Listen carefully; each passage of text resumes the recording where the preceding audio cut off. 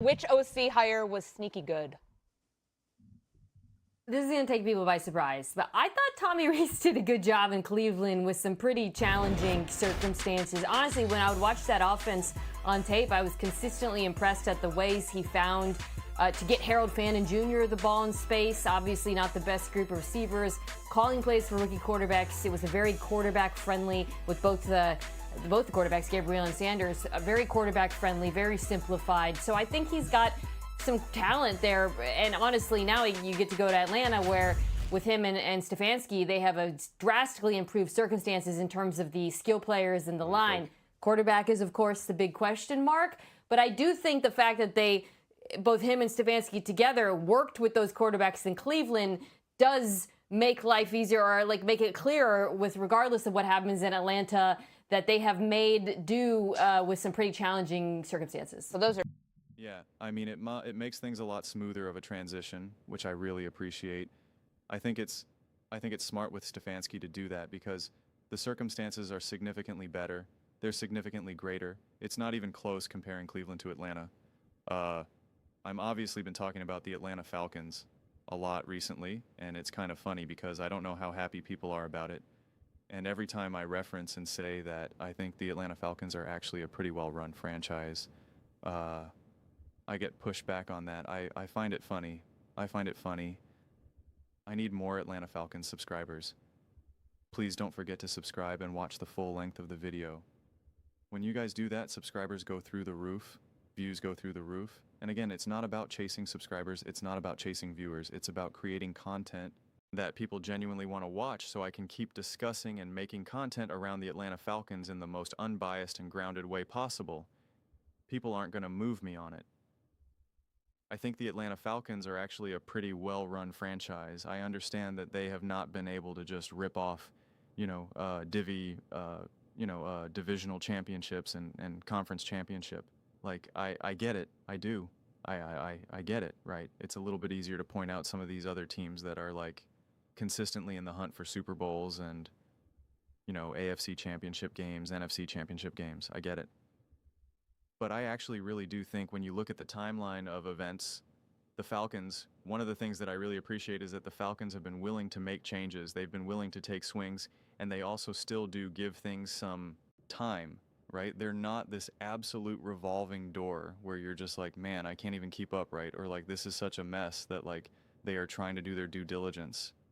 They do make hires that they believe, and free agents that they think are going to be smart, going to be strategic, right? Like they make decisions, and they're also not afraid to pivot off of those decisions, which again I respect and appreciate. They're actually pretty flexible in that regard, and it doesn't mean that everything's always going to work out. It doesn't mean that everything's always going to work out, but you could also just be the team that just essentially does nothing or actually has a pretty good situation, but you blow it up just because.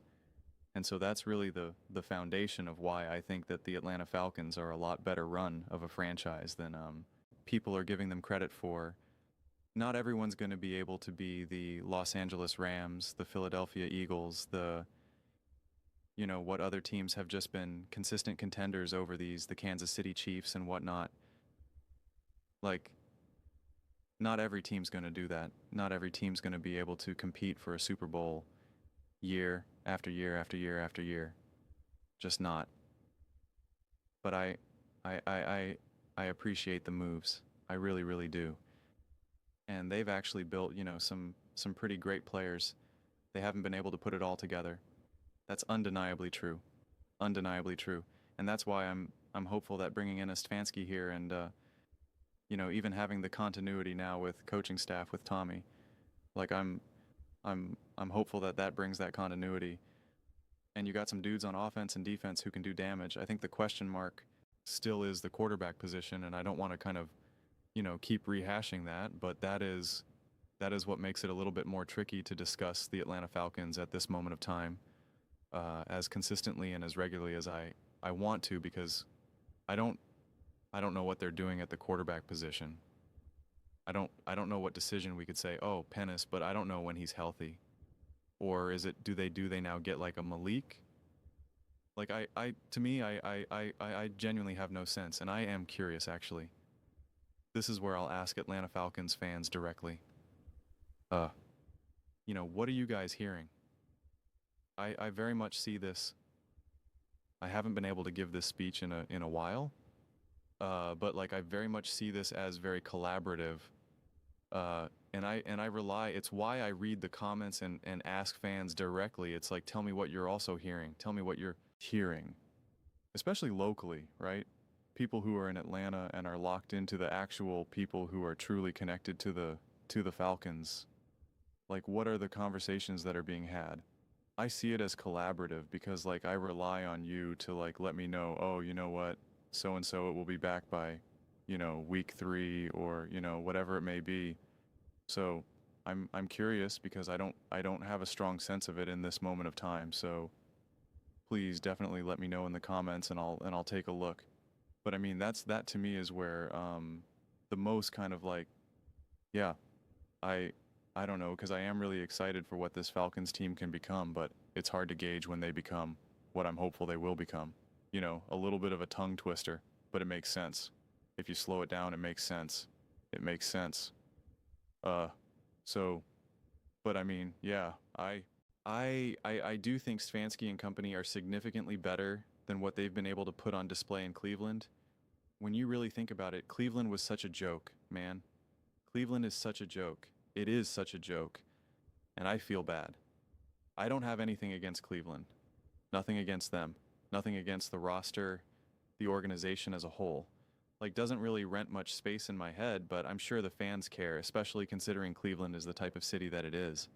So I imagine they you know, want a better football existence, just like how I know the Atlanta Falcons want a better existence. But it's just like I just think that the coaching staff now, especially with the roster, combining the coaching staff, and the roster, which is why the quarterback is just that last point, which is a big one, no doubt about it.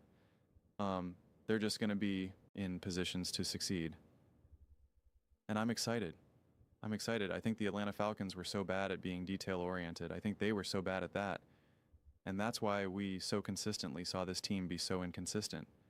I said it all season long. I said when a team is really inconsistent, that's coaching. That players typically aren't inconsistent. You can definitely have players that are a little bit hot and cold, but in football, once you kind of get a sense of who a player is, you know who they are. I think it's a little bit different when it's basketball, when you're playing so many games. I think in baseball too, like it's a lot more on the table to have people be inconsistent in that regard.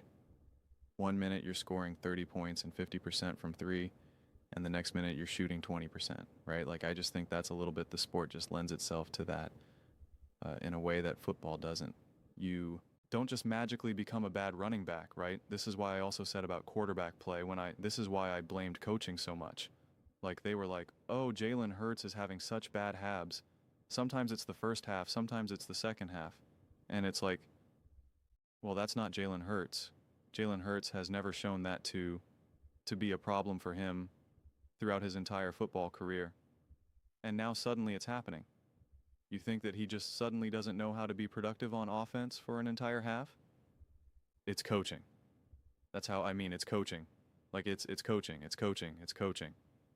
And so when you have a team that's inconsistent as the Atlanta Falcons were, it's coaching. And I just think that you will have an elevation with consistency. And a lot of that is being detail oriented. Being detail oriented. And it was a very similar effect that happened with Harbaugh when he went to the Chargers. When you listen to some of the players, they were like, wow, he's having us focus on things that we just have never done in the past, or just like he's so focused on the details. And like as a player, you feel it, you sense it, and you know something is different. There really is something to getting these players focused, getting everyone to understand what you're looking to do. It's not just enough to be like, we got to run faster, be stronger. You got to get to meetings on time, and you got to respect your opponent. And like it's just different. I mean, have you ever had a moment in your life where like, I don't know, you just feel like you're really, this is going to sound cheesy, but it's not intended to, but you have it as a player where you just feel like you feel like your feet are underneath you. You feel present. You feel like you're focused, right? You're just zoomed in on the moment, right? Whether you experience that through spirituality, prayer, like whatever, like, but it's just like you do have that as a player. You have these stretches, you have these coaching staffs, you have these teams where it just feels like you're locked in, and it matters. It's not just like, oh, we're focused, because that term, that phrase, you get it. It just becomes a word. It just becomes a phrase. You got to focus. You got to focus. What does that feel like? What does that look like? Right? And it's just something that you sense. You just start to connect these dots. Things start to make sense in ways that they hadn't previously. That's what I'm looking for. That's what I'm looking forward to see, how this Atlanta Falcons team can take it to that, putting this team on the right path, putting this franchise on a path that just begins to make sense. And I mean, I think a lot of the guys on the team, I mean, I love what they stand for. Bean Robinson. I mean, anytime you listen to that man talk, you're just like, oh my gosh, how can you not just go to battle with that guy? And so I think the culture, when you have the right coach, co-coach, the culture can go through the roof here. I still remain incredibly optimistic on what the Atlanta Falcons will be able to build here. And so I do appreciate kind of keeping that continuity with fans and Tommy Rees. Those are just my thoughts. I'd absolutely love to hear yours. What do you guys all think about the Atlanta Falcons? Are you excited about the coaching hires that they're making, and kind of how they're looking to round this whole thing out? And, you know, if you're an Atlanta Falcons fan, do you feel that this team is actually moving in the right direction? Or do you think it's just going to be kind of a continuity of same old, where it's like we got a new hire, or maybe we're getting a new quarterback, or we have another quarterback who now this coach is going to make better, but like, and now we're still like, I'm just curious. I'm curious where Atlanta Falcons fans, are landing with all of this. Let me know your thoughts. I read every single comment. It's whether you agree with me or disagree with me.